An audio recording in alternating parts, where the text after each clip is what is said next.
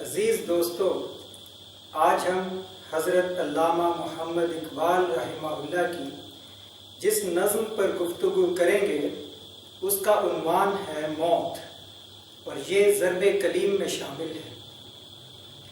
اس نظم میں علامہ اقبال نے موت کا فلسفہ بیان کیا ہے، اور اگر ہم حضرت اقبال کی صرف اسی ایک نظم کو سمجھ لیں تو ہمارے عقائد میں موجود بہت سی الجھنوں کا خاتمہ ہو سکتا ہے۔ اقبال کہتے ہیں کہ اللہ کے نیک بندے اور برگزیدہ بندے جو اپنی خودی کو پا لیتے ہیں اور اپنی خودی کو پا لینے کے بعد اسی خودی اور خود شناسی کی بدولت خدا کی معرفت حاصل کر لیتے ہیں، ان پر موت ایک لمحے کے لیے طاری ہوتی ہے۔ پھر جیسے وہ زندگی میں غیب اور حضوری کی کیفیتوں سے گزرتے ہیں، اسی طرح مرنے کے بعد بھی ان پر یہ کیفیتیں گزرتی رہتی ہیں۔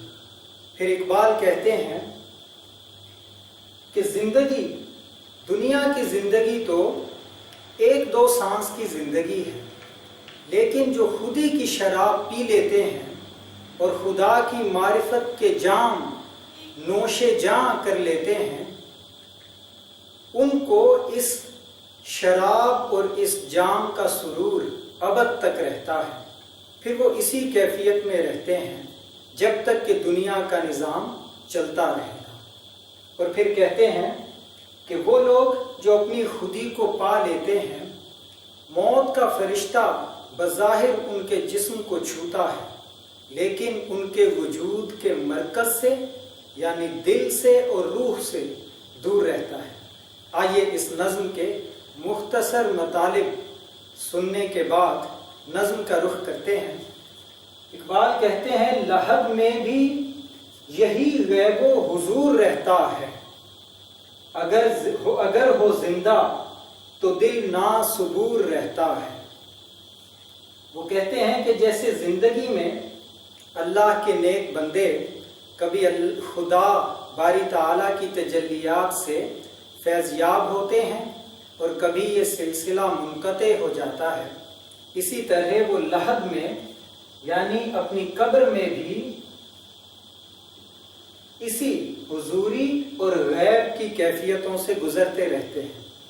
کبھی انہیں دیدار باری تعالیٰ نصیب ہوتا ہے اور کبھی وہ اس سے حجاب میں ہوتے ہیں۔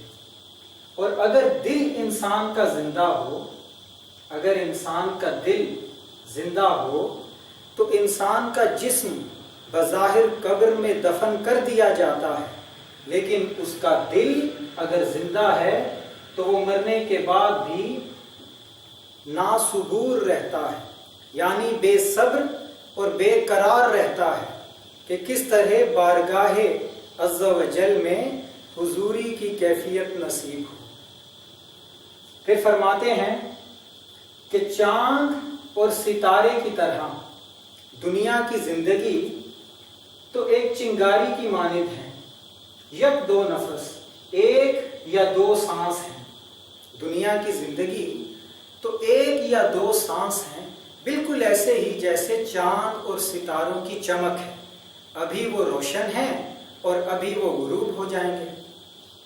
لیکن اگر کوئی خودی کی شراب پی لے، اگر کوئی خودی سے معرفت اور خودی کو پہچان لے اور اس خود شناسی کے ذریعے خدا کو پہچان لے، تو پھر اس شراب کا سرور و مستی و کیف ابد تک رہتا ہے، تا قیامت اور اس کے بعد تک یہ کیفیت جاتی نہیں۔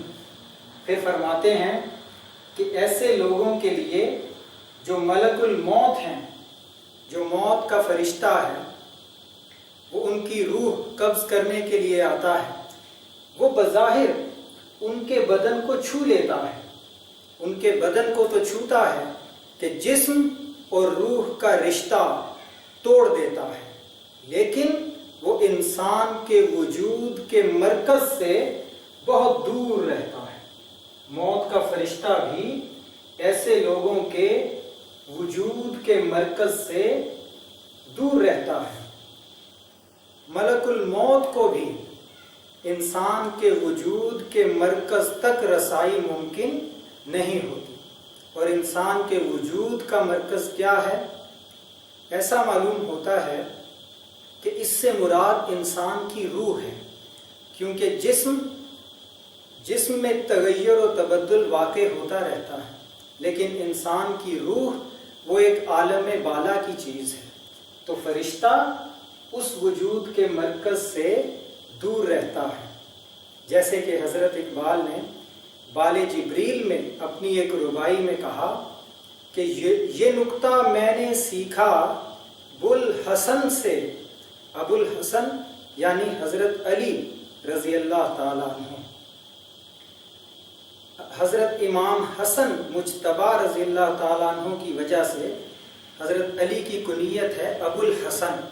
اقبال کہتے ہیں یہ نکتہ میں نے سیکھا ابوالحسن سے کہ جاں مرتی نہیں مرگ بدن سے۔ چمک سورج میں کیا باقی رہے گی اگر بیزار ہو اپنی کرن سے۔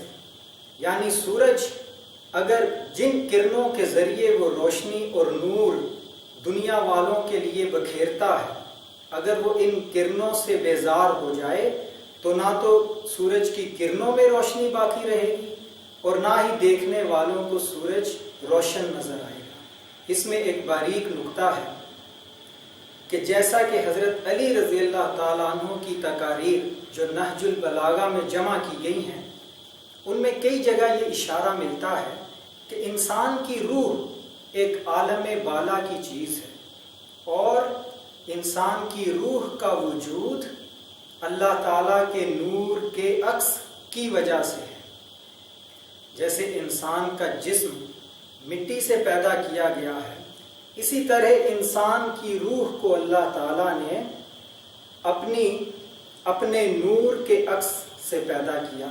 جیسا کہ اللہ تعالیٰ نے فرمایا کہ ہم نے آدم علیہ السلام کو مٹی سے پیدا کیا، پھر ہم نے فرشتوں کو حکم دیا کہ جب میں اپنی طرف کی روح اس میں پھونک دوں، اس مٹی کے جسم میں اپنی طرف کی روح پھونک دوں تو تب تم سب اسے سجدہ کرنا۔ تو انسان کی روح کا وجود کسی اور چیز سے ہے، مٹی سے نہیں ہے۔ تو فرمایا چمک سورج میں کیا باقی رہے گی اگر بیزار ہو اپنی کرن سے۔ آئندہ ہم اقبال کی ایک اور نظم کے ساتھ حاضر ہوں گے۔ فی